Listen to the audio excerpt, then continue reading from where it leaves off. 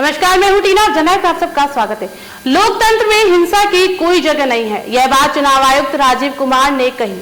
उन्होंने चुनाव तारीखों के ऐलान के दौरान राजनेताओं व मीडिया को फेक न्यूज फैलाने सहित कई गाइडलाइनों को फॉलो करने की भी बात कही। लोकसभा चुनाव 2024 की तारीखों का ऐलान हुआ।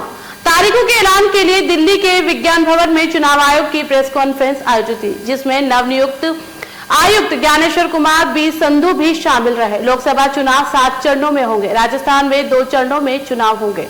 जयपुर सहित 12 सीटों पर 19 अप्रैल को चुनाव होंगे। वहीं 26 को 13 सीटों पर तीसरे चरण में 7 मई, चौथे में 13, पांचवी में 20 मई, छठी 25 मई और सातवीं 1 जून को चुनाव होंगे। इसके नतीजे 4 जून को आएंगे। Jammu Kashmir reorganisation act pass हुआ, उसमें जम्मू कश्मीर की असेंबली में 107 सीटों का प्रावधान किया गया।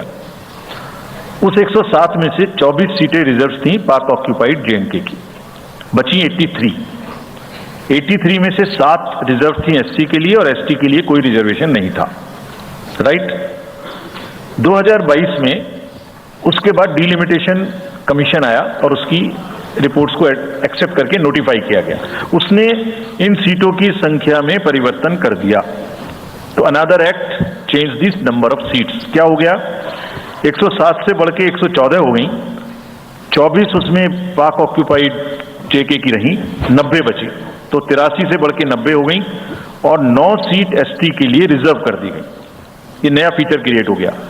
और साथ ही साथ 2 सीट माइग्रेंट्स के लिए रिजर्व कर दी गई, जिसमें से 1 वुमेन की थी।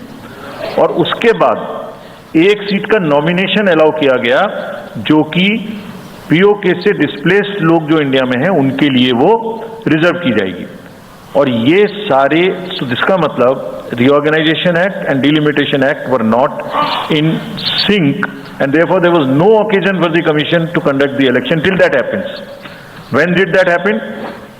That happened in December 2023 by amendment in the J&K Reorganization Act। तो हमारा मीटर कब से चालू हुआ है? लोकसभा के साथ साथ 4 राज्यों आंध्र प्रदेश, उड़ीसा और अरुणाचल, सिक्किम में भी विधानसभा चुनावों की तारीखों का ऐलान हुआ। उड़ीसा, आंध्र प्रदेश में 13 मई को और अरुणाचल और सिक्किम में 19 अप्रैल को विधानसभा चुनाव होंगे।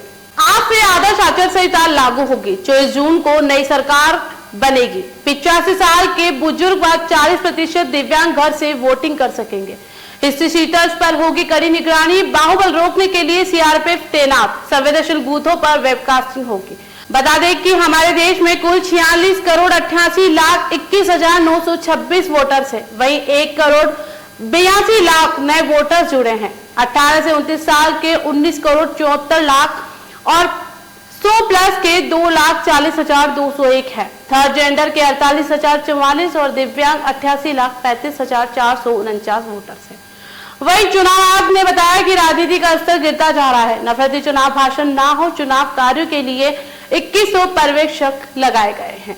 तो आप मेरे साथ देख रहे हैं जननायक, देखते रहिए जननायक और पढ़ते रहिए जननायक। और अभी तक आपने हमारा चैनल सब्सक्राइब नहीं किया है तो कर ले, ताकि आने वाली हर खबर आप तक सबसे